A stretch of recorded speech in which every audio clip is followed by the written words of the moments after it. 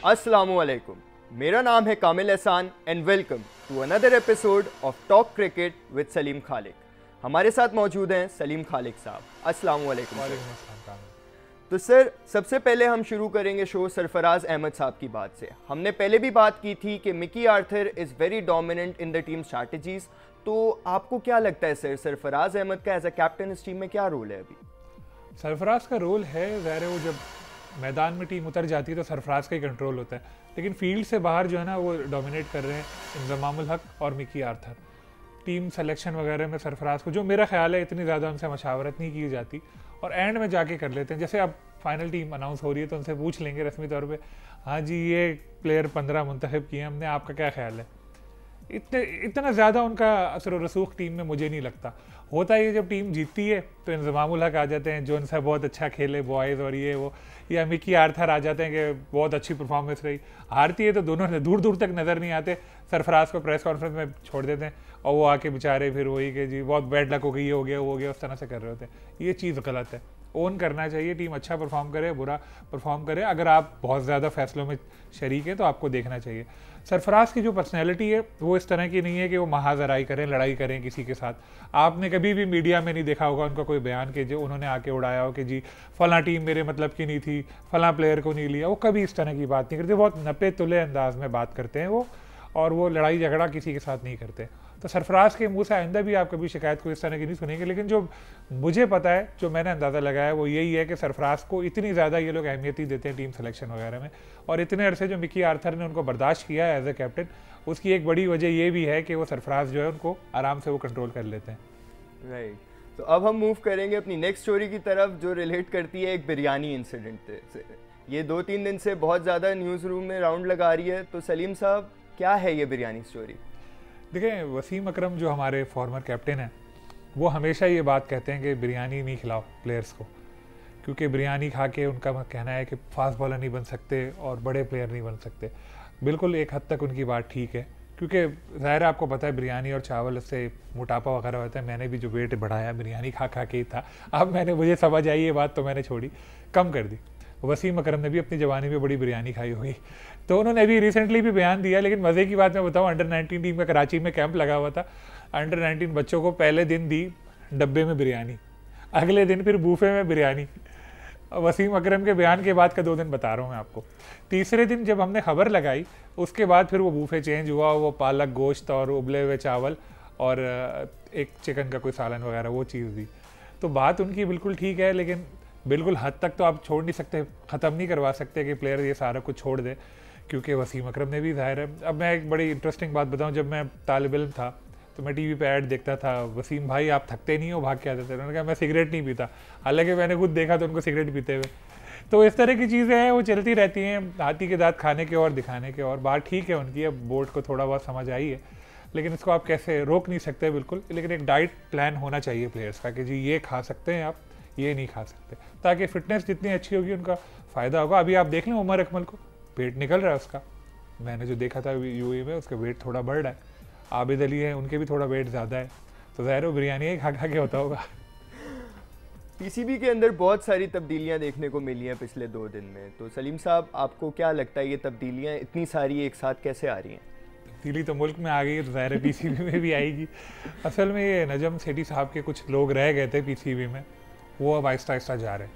एहसान मानी साहब जो हैं उनका एक स्टाइल है, उनका T20 वाला स्टाइल नहीं है कि अमूमन जो क्रिकेट बोर्ड का चेयरमैन आता है वो आते के साथ ही चेंजेस कर देता है बहुत सारी। उनका ये स्टाइल नहीं था, उन्होंने सबको पूरा टाइम दिया। तो कई सारे लोग चले गए। सबसे पहले डायरेक्टर मीडिया अमजद भट्टी साहब चले गए थे, उनके बाद कर्नल आज़म जो एंटी करप्शन के थे वो चले गए थे, नायला भट्टी जो मार्केटिंग की थी वो चली गई थी। तो 3 मेन लोग तो चले गए थे। उसके बाद सोहेब शेख और कामिल जो ये मार्केटिंग के थे वो लोग रह गए थे। इन्होंने PSL में काम किया, उसके बाद रिज़ाइन किया, कहा ये गया है, लेकिन वो रिज़ाइन उन्होंने किया नहीं होगा, लिया गया होगा रिज़ाइन, क्योंकि काफ़ी सारे ऐसे मसाइल चल रहे थे जो ज़ाहिर है पीसीबी अभी नहीं बताएगा, वो सोर्सेज के हवाले से आपको पता लगी तो लगी, लेकिन मसले थे। अब एहसान मानी अपनी टीम बनाएंगे, वसीम खान और एहसान मानी मिलके जो है अपनी टीम बनाएंगे और नए लोग लेकर आएंगे। क्योंकि मैं एक बताऊँ इंटरेस्टिंग वाक़या आपको, मैंने पहले भी बताया था कि ये जो PSL एक हुई थी, ये वाली नहीं, इससे पहले, तो उसमें मार्केटिंग के एक साहब जो थे वो बार बार PMO एरिया में पाए जाते थे। PMO एरिया में प्लेयर्स मैच ऑफिशियल्स के अलावा कोई नहीं जा सकता।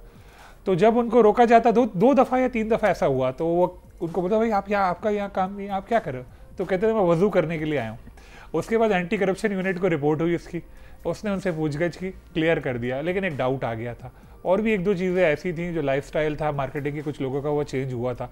तो ये सारी चीज़ें ज़ाहिर है नोट तो हो रही होंगी, प्रूफ कोई नहीं कर पाए, मैंने किसी का नाम नहीं ले रहा, लेकिन लोग समझ गए होंगे किन लोगों की तरफ इशारा है। चले सर, हम अपने अगले न्यूज़ सेगमेंट की तरफ चलते हैं, जो है Al Jazeera match fixing scandal. Al Jazeera एक कतर बेस्ड टीवी चैनल है जिन्होंने एक डॉक्यूमेंट्री आउट की थी जिसके अंदर बहुत सारे प्लेयर्स के ऊपर इंकशाफ लगा था मैच फिक्सिंग का। उसमें बहुत सारे पाकिस्तानी प्लेयर्स भी थे, जिसमें एक प्रोमिनेंट थे हसन रज़ा साहब। सलीम खालिक साहब ने अभी रिसेंटली रिपोर्ट किया था कि ये अल जज़ीरा फाइल्स पे एक्शन अभी तक नहीं हो पाया है। तो सलीम साहब, ये क्या स्टोरी है?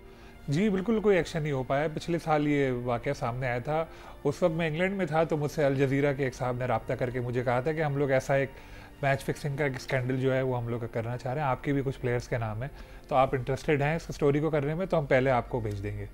तो मैंने डिस्कस किया लोगों से, फिर मैंने कहा था कि नहीं, आप जब रिलीज़ करेंगे तभी ले लेंगे, क्योंकि सेंसिटिव चीज़ें होती हैं। मुझे पता चला था कि उसमें हसन नाम का कोई प्लेयर भी है। तो बड़ा एक मज़ाहिया वाक़या आपको बताऊँ मैं कि हसन अली जो हैं वो एक अफ्तार पार्टी में मेरे साथ थे, पिछले साल का बता रहा हूँ, लंदन में। हसन अली भी थे, शादाब भी थे, वहाँ पर फ़हीम अशरफ भी थे, घर पे हम लोग 8-10 लोग थे। तो वहाँ मैंने हसन मेरे साथ बैठे थे, मैंने कहा हसन वो जो स्टोरी आई अल जज़ीरा में, उसमें हसन का नाम मैंने पढ़ा तो मैं तो बिल्कुल हिल गया। तो कहने लगा भाईजान माफ़ करें, मैं चक्कर में नहीं। तो एक्चुअली वो थे हसन रज़ा थे। तो हसन रज़ा का अभी जो पाकिस्तान कप हुआ उसमें इस्लामाबाद में टीम होटल में वो गए, टीम होटल में वो गए और वहाँ पे प्लेयर से मुलाकात वगैरह करने की उन्होंने कोशिश की।